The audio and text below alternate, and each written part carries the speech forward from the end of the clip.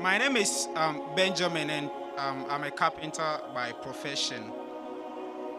I'm a lover of music, and my Muslim friend says any music with instruments, it's not good. I want to know why it is so, or any explanation to that statement. The brother asked the question that his Muslim friends tell him that any music with instrument is not correct. Why? Our Prophet Muhammad said he prohibited the use of musical instrument except the duff. The duff is, one side open drum. It's not a drum, it's a duffly. The reason is that when you play music, there are chances that you can get deviated, you get carried away. In poetry, etc., you get carried away. They start praising people and they go beyond the limits. So music takes you away many a times. You hear in the songs, pop songs, beat it, beat it. What does it mean? You don't understand, yet people are repeating it, correct? Funky town, what funky town? It doesn't have any meaning only. So when people hear music and they start singing, they say things which have no meaning and they enjoy. It takes you away from the worship of Allah subhanahu wa ta'ala. Takes you away from worship of Almighty God. That's the reason it is not allowed in Islam. Brother, but these are all minor issues. The main issue today we are discussing is about Almighty God. Do you believe there is one God? Yeah, I believe in one God. Do you believe Jesus is God? No, Very good. Do you believe Prophet Muhammad is a messenger of God? I believe he is the messenger of God. MashaAllah. So if you believe that there is no one worthy of worship except Almighty God, and you believe that Prophet Muhammad is a messenger of God, that means you are a Muslim. These are minor issues whether music is allowed or not. The main issue is that if you believe there is one God, and if you believe Prophet Muhammad is a messenger of God, you enter into the fold of Islam. Would you like to say it in Arabic? I came to ask questions. Please, can you let me finish my questions before? No, your question is, I already answered your question. Didn't I answer your question? You asked me, why is musical instrument not allowed? I gave you the answer. That's the first question. I have a different. Oh, so you have one more question. Yeah, I have more questions. So I should know that. I cannot read people's mind. Okay. How many questions do you have, brother? Should we How many more questions do you have? about 4? 4. Yeah. Normally, we ask one question at a time, and for next question, go behind the queue. If it's short questions, I'll take it, otherwise I'll go behind the queue. Yes, brother, what's the next question? Believing Prophet Muhammad is the messenger of God makes you a Muslim. What about believing Jesus Christ is the messenger of God? Very good question. If you believe that Prophet Muhammad is a messenger of God, you become a Muslim. If you believe Jesus is a messenger of God, that also makes you a Muslim. You cannot be a Muslim if you do not believe Jesus is a messenger of God. I told you earlier that Islam is the only non-Christian faith which makes it an article of faith to believe in Jesus Christ, peace be upon him. No Muslim is a Muslim if he does not believe in Jesus Christ, peace be upon him. We believe that he was one of the mightiest messengers of God. We believe that he was born miraculously without any intervention. We believe that he gave life to the dead with God's permission. We believe that he healed those born blind lepers with God's permission. The Muslim and the Christian are going together. But we do not believe he's God. So if you believe in all the messengers, Adam, Abraham, Ismail, Isaac, Moses, Jesus, Muhammad, peace be upon them all, then you become a Muslim. And we believe that Muhammad sallallahu alaihi wasallam, Prophet Muhammad, peace be upon him, is the last and final messenger. If you believe this and believe in one God, then you become a Muslim. Next 2 questions. Okay. Should I believe in the Bible? Should you believe in the Bible? Yes, As far please. as should you believe in the Bible as the word of God, according to me, Bible is not the word of God. What we Muslims believe is the Injil, the revelation, the Wahi, which was given to Jesus, peace be upon him. But the present Bible is not the original Wahi. It's a corrupted form. All the revelation that came before the last and final revelation, the Quran, the Torah, the Zabur, the Injil, because they were meant for a particular group of people, as I mentioned in my talk, Almighty God did not think it fit to be preserved. It was meant for those people and that time. All these books have been changed. But because Quran is the last and final revelation of Almighty God, it was not revealed only for the Muslims or the Arabs, it was revealed for the whole of humankind. And it's supposed to be followed till eternity. Because of that, Almighty God will preserve this book. It's mentioned in Surah Hijr, chapter number 15, verse number 9, that we have revealed the Quran and we shall guard it from corruption. So this Quran is in the pure, authentic form. The present Bible is a changed form. It contains words of God, it contains words of prophet, it contains words of historians, it contains pornography, it contains contradictions. It's a mixture. So whatever matches with the Quran, we have no objection in agreeing that part is the word of God. The last question. If you believe the Bible is not the word of God, then why do you quote from? Very good question.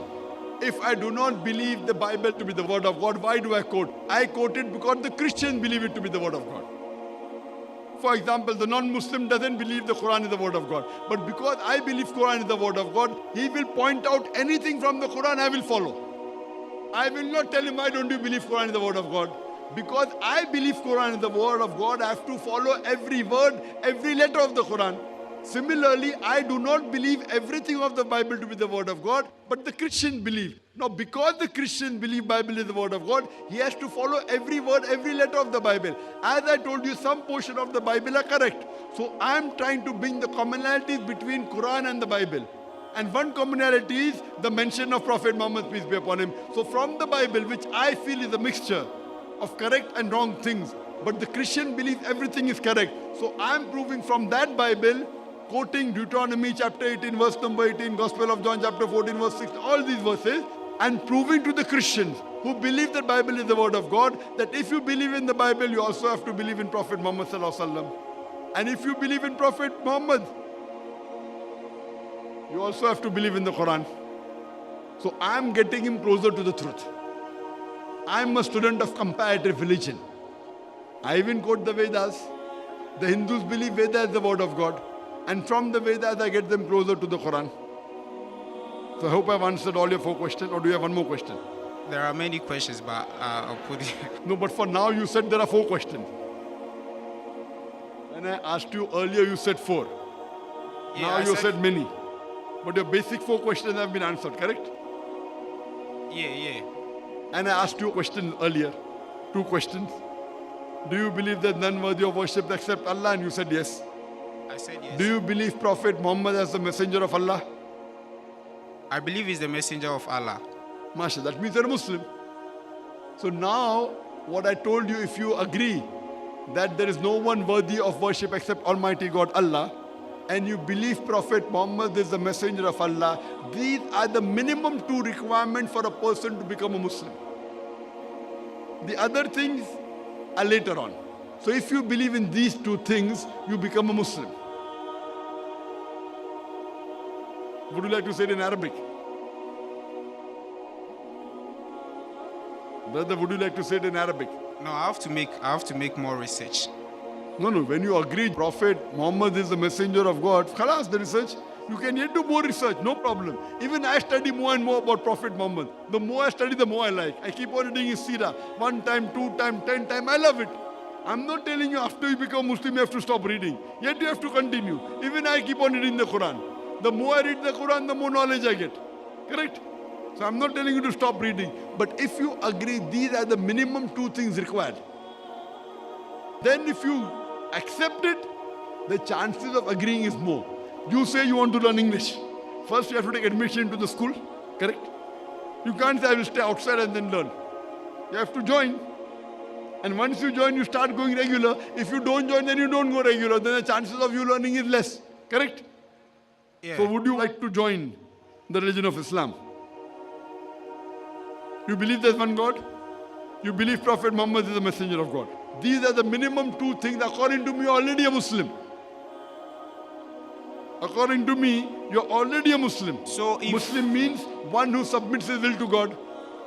If I believe Muhammad is the messenger of God and I believe there is only one God, should I repeat what you say before I become a real Muslim? No, it's not required. Once you believe, you become. It is between you and Allah. It is between you and God. You don't have to say it in public also. You can even hide quietly and follow the religion. No one can stop you. But normally when you proclaim, the chances you will grow in that religion is more. If your life is in danger and you do it hidingly, it's accepted. You don't have to say it in front of the public. It's between you and Allah. I don't have to interfere with it. But normally when you proclaim it, the chances you will grow in it and the practice increases better. If you say no, I don't want to proclaim it, no one can force you. Therefore I ask, is anyone forcing you? I ask that question. Forcing in Islam is prohibited. Allah says in the Quran in Surah Baqarah chapter 2 verse number 256, La ikrah fid deen. There is no compulsion in religion. Truth stands out clear from error. But it continues. If you hold the hand of Allah, He will take you from darkness to light. If you hold the hand of the Satan, he will take you from light to darkness. But when you say it, there are chances more that other people now will come and give you more information. You will do more research. And the chances of you growing, going to standard 2, 3, 4, 10, graduate, postgraduate, easier. Do you understand? So saying is not compulsory, it is preferable. Would you like to say it? According to me, you're already a Muslim. Would you like to say it? If you want to say yes. Otherwise, no. No one can force you. No, I don't want to say it. Okay, but you believe? Keep on believing it. You can practice even individually, no problem. I would request you to read more. And if you believe that there is no God but Allah and Prophet Muhammad is a messenger, you become a Muslim. And may Allah grant you good in this world and the Akhirah. May Allah put you in Jannah. Thank you. Thank you, brother. Most welcome.